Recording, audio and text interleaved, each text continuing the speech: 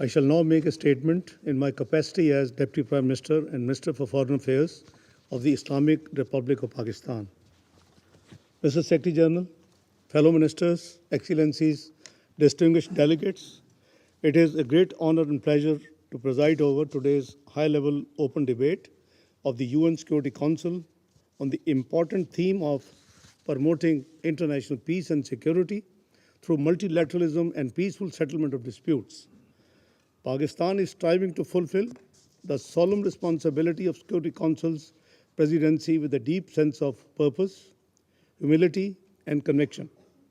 Our approach will continue to remain anchored in the purposes and principles of the UN Charter, respect for international law, and a steadfast commitment to multilateralism. I thank Secretary General for his thoughtful and insightful remarks. We deeply appreciate Secretary General's leadership and the commitment in upholding the noble ideals enshrined in the UN Charter. I also wish to acknowledge the high level of interest among the UN membership in today's open debate, including ministerial participation. We look forward to hearing their important contributions. I am extremely pleased with the adoption of the Resolution 2788 on strengthening mechanism for peaceful settlement of disputes by the Council today. It is indeed a welcome expression of our collective will and the determination to pursuing dialogue and diplomacy for the pacific settlement of disputes in full conformity with the Charter and the expectations of the international community. I thank all Council members for their positive and constructive engagement with Pakistan's delegation in achieving this important consensus. Excellencies, today's debate is both timely and urgent. Multilateralism is not merely a diplomatic convenience, it is the need of the hour. Peaceful settlement of dispute is not just a principle, it is the lifeline of global stability.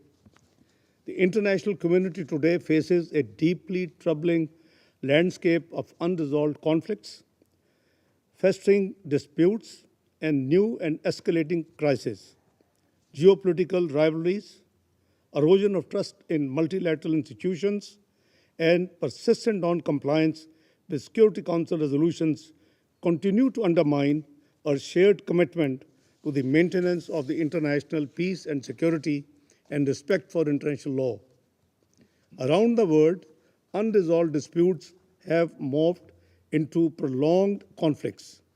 The flames of war rage in several regions across the globe.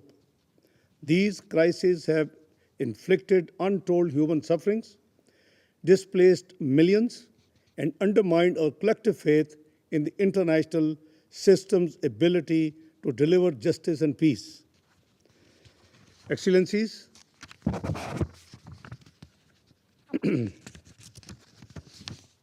we must collectively acknowledge that durable peace is not forged through power projection or unilateralism, but through dialogue, mutual respect, and inclusive diplomacy. The centrality of multilateralism, as reaffirmed in the Pact for the Future, offers a framework for trust building and cooperation essential to conflict prevention and resolution. Pakistan remains a firm believer in the promise and power of multilateralism. As a long-standing member of the United Nations and one of the largest troop contributing countries to the UN peacekeeping, Pakistan's commitment to peace is principled, enduring, and consistent. Excellencies, peaceful settlement of disputes is not just a moral or legal imperative, it is a strategic necessity.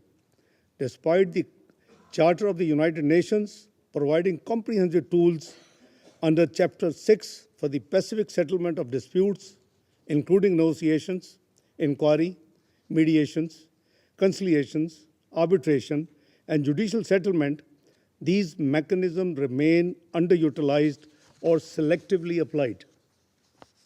The Security Council has prime responsibility in this regard.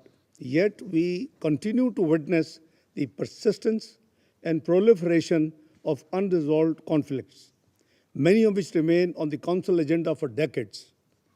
Selective implementation of Council resolutions, double standards, and the politicization of humanitarian principles have eroded its credibility and effectiveness. The ongoing tragedies in Palestine and the Indian illegally occupied Jammu and Kashmir are vivid examples of this malice. The prolonged suffering of the Palestinian people, particularly in Gaza, remains a stark reminder of the urgent need for a just and lasting solution. Israel's latest onslaught in Gaza has killed over 58,000 Palestinians, mostly women and children. The humanitarian situation is dire, with civilians bearing the brunt of the violence and deprivations. We reiterate the call for an immediate, unconditional, and permanent ceasefire in Gaza and across the occupied territory. The ceasefire must serve as a stepping stone for a broader and durable peace. We earnestly hope that the upcoming conference on the two-state solution will reopen the political horizon and efforts towards a just and the peaceful settlement of the Palestinian question, leading to the realization of the independent and viable state of Palestine based on the pre-1967 borders with Al-Quds al-Sharif as its capital. Excellencies, Pakistan also remains steadfast in its desire for peace in our own region. But this cannot be a one-sided effort. It requires reciprocity, sincerity, and willingness to engage in meaningful dialogue, for which Pakistan stands ready. Jammu and Kashmir remains one of the oldest disputes on the agenda of the UN Security Council. It is an internationally recognized disputed territory, the final disposition of which is to be made in accordance with the relevant UN Security Council resolutions and the wishes of the Kashmiri people. No cosmetic measures can serve as a substitute for the fundamental and inalienable right to self-determination of the Kashmiris as guaranteed by the relevant UN Security Council resolutions. The 65-year-old Indus Water Treaty between India and Pakistan is a noteworthy example of dialogue and diplomacy working for peacefully arriving at a water-sharing arrangement between two neighbors. The treaty has withstood periods of trials and tribulations in bilateral relations. It is most unfortunate and regrettable that India has chosen to illegally and unilaterally hold this treaty in abeyance on baseless grounds with the intention of withholding the flow of water to 240 million people of Pakistan who rely on it for their livelihood and survival. At the heart of almost all the conflicts across the globe is the crisis of multilateralism, a failure not of principles but of will, a paralysis not of institutions but of political courage. The path to sustainable peace lies in peaceful resolution of disputes. In this spirit, I humbly suggest, first, we must revitalize trust in the UN system that requires ensuring equal treatment of all conflicts based on international law, not geopolitical expediency. The Security Council resolutions must be implemented universally and without discrimination. Second, we must uphold the primacy of international law, particularly the principles of the UN Charter, in resolving disputes. There must be no space for threat or use of force, foreign occupation, or denial of right to self-determination in today's world. Third, the good offices of the Secretary General should be effectively utilized in the situations of emerging conflict and those involving protracted disputes.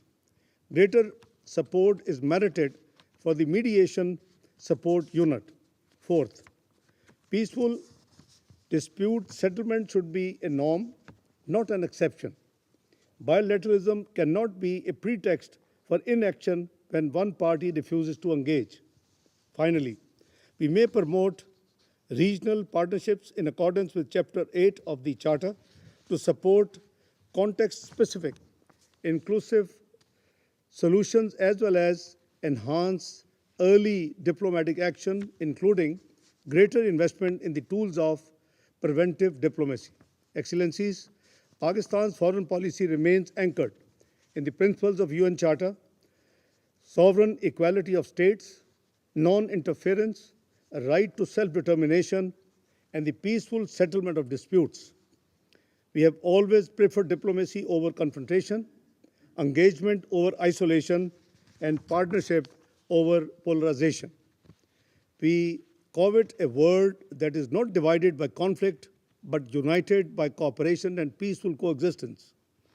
Excellencies, let this debate serve as a collective reaffirmation of our faith in multilateralism, a recommitment to the peaceful settlement of disputes, and a solemn promise to those who look to this Council not for words, but for action.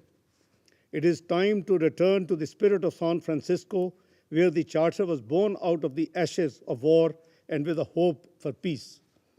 At the 80th anniversary of the foundation of the organization, we owe it to the peoples of the world to make the UN even more relevant as a platform for dialogue, but also as an institution that delivers justice, upholds international law, and promotes sustainable peace.